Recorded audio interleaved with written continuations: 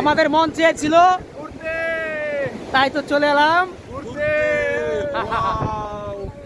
কি অপরূপ প্রকৃতির কি অপরূপ সুন্দর ভিউ, সেটা আপনি যখন কক্সবাজার আসবেন তখনই বুঝতে পারবেন।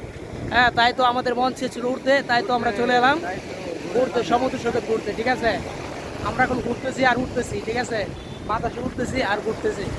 আর আপনি যদি এইভাবে উঠতে এবং ঘুরতে চান তাহলে নিশ্চয়ই আপনাকে আসতে হবে কক্সবাজার সমুদ্র সৈকত কিংবা কক্সবাজারের আশেপাশে যে স্পটগুলো আছে সেগুলোকে আপনি ঘুরতে হবে, মানে ভ্রমণ করতে হবে। ঠিক আছে, আমরা এখন যে জায়গাটি আছি এই জায়গাটি হলো পাথুয়ার ঘাট, মনে হয় পাথুয়ার ঘাট।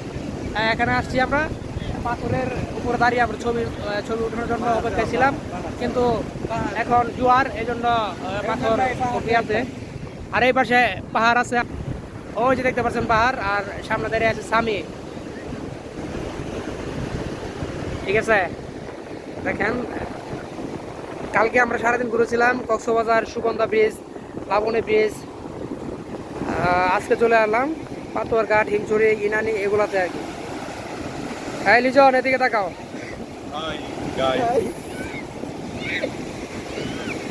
Era sahabat,